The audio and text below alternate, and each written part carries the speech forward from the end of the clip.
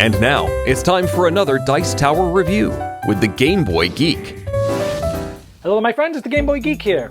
Hey, today we're going to be building our own hospital, creating helipads and pharmacies and triaging patients, curing patients, renovating our hospital, doing all sorts of cool things in quarantine from Mercury Games.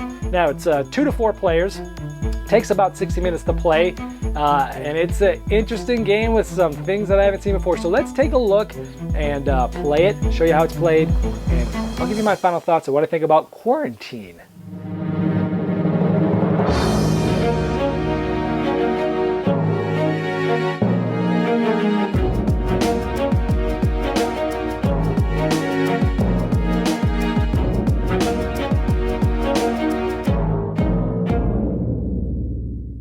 Okay, we have a 2-player game set up for quarantine. Each of us have set up our hospital the way we want. And there's some 8 stacks of special tiles and some special normal rooms. And then we have some bonus actions, some actions, and a bag with some patient cubes. So let's talk about how the game's played. Well, you're trying to have the most points at the end, and the majority of the way you can do that is by curing patients. But there's other ways, we'll talk about those. So on your turn, you get to do basically 2 major things. You have these 4 action discs, so you're going to get 4 actions, and you're also going to get 4 patients. So the person to the left of you has this patient bag, and in any order, depending on whether you want to take actions or grab a patient, this person grabs in and gets 4 patient cubes, and he holds them in, and then he randomly, without looking, will throw them out to you when you say so. So I can either take an action, or I can say new patient. And if I say new patient, he's going to throw one out. Oh, we have a yellow patient. I can choose to either put this in line at the front of my hospital, or I can put it in somebody else's line to screw them up. So maybe it's just the beginning of the game. Maybe I say new patient again. And this is a disease cube. In the beginning of the game, these don't actually go in. They just go into a stock. So we'll leave it there. And we'll get another one to go here. New patient, yellow. We'll put that in my opponent's line, and another gray one. And since we had 2 gray cubes only on the first round, if there's gray cubes, he replaces them with real patients. So yellow. Let's see, I'm going to put that in my opponent's line, and red, I'll put it in my line. So you don't always have to take all your patients right away. You can do some actions and then take some patients. It's any order. So in this case, I've already taken all my new patients, and they're there. So now let's talk about the 4 different actions that we can take with these per turn. First action we could take is admitting patients, and as we take an action, we put this disc to the side to remind us that we only have 3 actions left. So when you admit patients, you can admit as many patients in line that you can put in. Now the rules are that you can only put them in to open rooms that do not have a gray quarantined disease cube on them. And right now everything's open, so as long as I can put these 2 patients in, just for one admit action, I can admit both of these patients. It's why at the beginning I did not take 2 yellow patients, because I would be able to admit this guy for one action, and this guy can't go anywhere because every room can only hold 1 patient. So being smart, I had put this yellow cube in my competitor's line so that I had 2 different colors in a row. So that when I say admit patients, that's one action, but I can admit both of these. You can go all the way through your line as long as they can go, and then once somebody can't be admitted, the line stops there and that action's done. That's admitting patients. Another action we could take is curing patients. So you pick basically one color and you cure all the patients in your hospital of that color. So let's say I'm going to cure yellow. Now if I had a second yellow room with a yellow patient in it, both of them would have been cured with that one action. For a third action, I could cure this guy, but let's leave him there for now. Now, when you do cure them, they go into your sort of like your little cured pool. This essentially represents money that you've been able to get by curing this patient, so it just sits into your own little pool off to the side. Another thing you could do is move patients. Let's say this was my patient line at the time. I could take any one patient and move it anywhere else in the line. Now, we know that if we admit patients, I'm only going to admit this one green guy, and then we have to stop because this guy's here and he can't go anywhere. So it'd be smart to take this green guy and maybe move him right there. So that now, if I were to take an admit patients action later on, these 2 at least, actually all 3 of these would be admitted with one action. So doing moving patients allows you to change your line by moving one patient to allow you to do other things later. I can take a bonus marker. If there's nothing else I really need to do this turn, I can turn in an action marker for a bonus marker. And later on, I can just use this as an extra action disc. So essentially on any other turn, I can use this as a 5th action. Now I can only get 2 of these per turn, but I can use as many of them as I want on a turn. I can decontaminate. Now let's say I had a gray disease cube on this one. I can't do anything with this room. I can't put anybody in it, can't do anything. Now decontaminate says I can, for an action, I can remove one of these. We'll talk about contaminating here in a little bit more detail.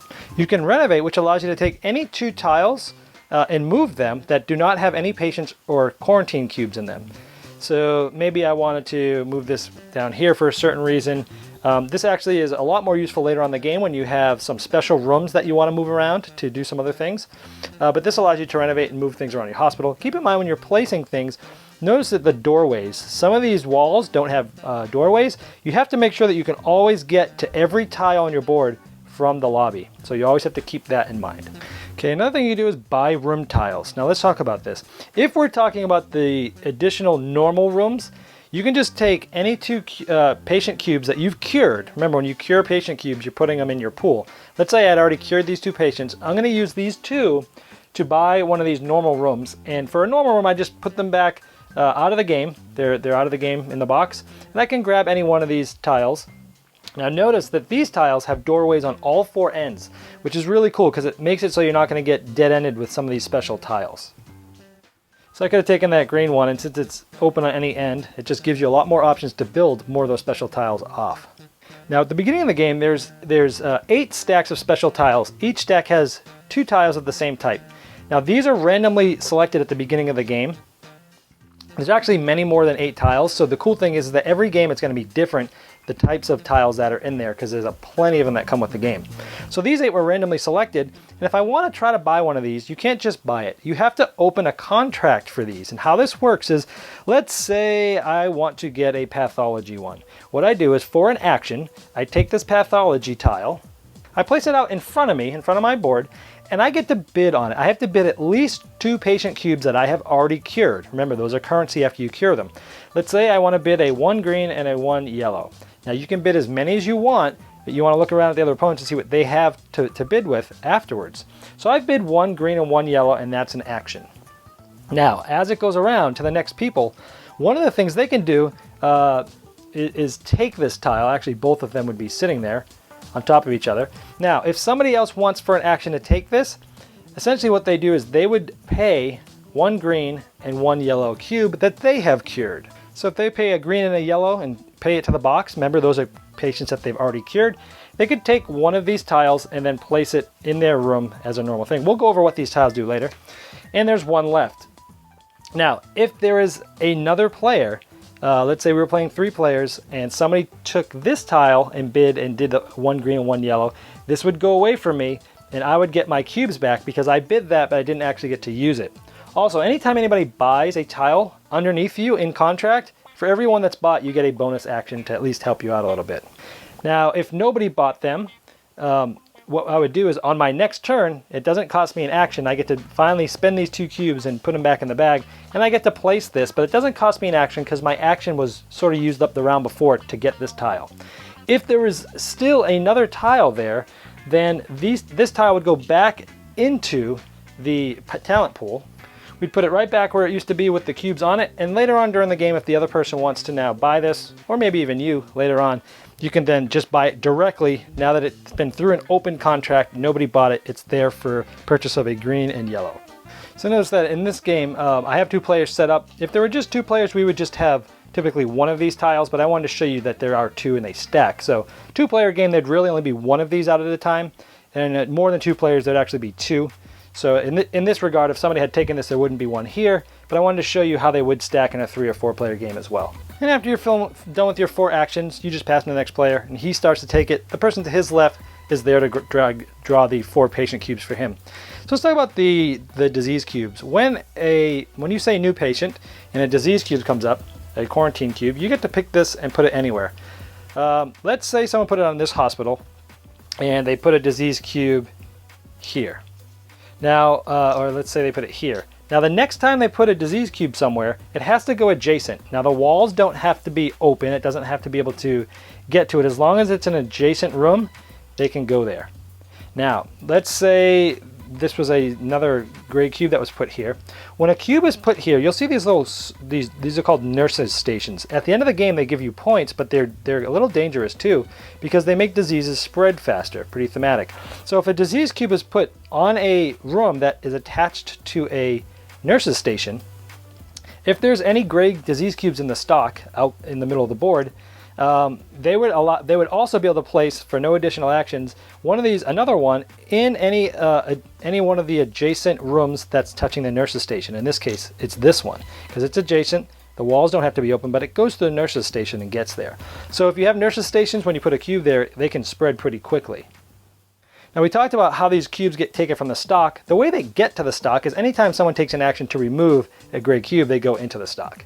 So let's just go over some of these special tiles to show you what some of these do. We're not going to go over all of the ones that come in the game, but we'll talk about these ones. So for instance, the pharmacy here, if you have this in your hospital, essentially you have to spend one action disc, which is what this little action disc with the green arrow means. And you can cure the first patient in your line immediately.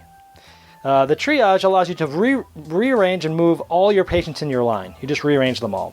Pathology allows you to take any 2x2 area and remove the quarantine disease cubes. Pretty powerful. Cafeteria allows you to take one bonus action every turn that it does not have a quarantine cube on it. The helipad allows any room that's not necessarily connected, like for instance, if a room will butt up a wall to another wall, well now those are actually connected via the helipad. Maintenance allows you to take an additional renovate action, so instead of moving 2 tiles, you can actually move 4 different ones. The gift shop allows you to spend one action and take any non-gray cube from the box, ones that have already been spent, and add it to your personal supply. And then the emergency allows you to take anybody in the back of your patient line and move them directly to this emergency room. Now keep in mind that these tiles can also be quarantined with the gray disease cubes. So some of these actions, like the cafeteria, if this is quarantined, I can't use them. The gift shop, I can't use them. So you're constantly fighting over fixing a lot of these to do it. And that's sort of how some of these tiles work. Now the game ends when either the last tile is purchased from the middle of the board, or the last cube is coming out of the bag. And so at the end of the game, you score it by the following. Any of these are cured patients. These are kind of in my personal supply. For every 2 of these, you get 1 point. Also, for any special tile, you notice every special tile has the number 1 on them. For every special tile, you have 1 point. So here we have 1 point, 2 points, 3 points, 4 points for my cubes, 5, 6, 7, 8. We also get 1 for every completed nurses station. So anywhere where you see these round ones, 9, 10, 11. So that's 11 points. And the last way you score is if you had nobody in your line, you'd get an additional point. So I have 11 points, and everyone counts up their points, and the one who has the most is the winner. All right, well, there's Quarantine. Ooh, I really like this game. It was very unique to me. I loved a lot of things about it. Where do I start? There's a lot of choices. There's like 6 or 7 different actions you can take on a turn, which I like. It gives you a lot of choices. I love how when you're playing the actions, you're not restricted to taking a patient first or doing actions first. You can do anything, so it gives you a lot of flexibility, which gives you a lot of strategy and a lot of depth and a lot of different replayability. Now, so when you're playing it, and I also love that when you take patients, you can choose to put them in your line or somebody else's line. And that's really cool too, because obviously different ones come out are going to benefit you or hurt somebody else. So there's that. I also like that you can, you're also not only just taking care of your own hospital, but you're damaging other people's hospitals. Now, pure Euro gamers might not like that aspect where it is a Euro-y game, but there is a lot of direct interaction and direct confrontation with hurting other players' hospitals. So if you don't like direct confrontation, this might not be the game for you, but I loved it. I thought it was the great mix of Euro mechanics and Ameritrash sort of beat up on your neighbor type of thing. I really love those special tiles, and what I really liked about it is there's a lot of them. And every game you play is going to be different because 8 random ones are brought out every turn. And some of them might combine well with others. So every game's going to play out slightly differently because of the tiles that are available at the beginning of the game. So I really like that your replayability value is good on that. So overall, I really liked the way it played. It was only an hour to play. It didn't overstay its welcome. It was about the right length. It gave you a lot to think about. It wasn't completely brain burnery, but man, there was a lot of things you could do on your turn to try to, hey, do I want to build this room here and get the nurses station? It's going to get me a point at the end, but hey, it might open up more diseases to come. And there's just a lot to think about, a lot of good things. And it was very unique, and it's one that I'm probably going to want to come back to again and again to get better at it. So if you're looking for a unique game that's fun, that has great interaction, but yet has good mechanics, you got to check out Quarantine from Mercury Games. Thanks so much for watching the Dice Tower videos. Find more great videos and reviews, as well as our top-rated audio podcast at Dicetower.com. You can also find other great shows at Dicetowernetwork.com. I'm Eric Summerer, and you've been watching The Dice Tower. The Dice Tower is sponsored by Cool Stuff Inc., where you can find great games for great prices. Cool stuff in stock. Check them out at CoolStuffInc.com.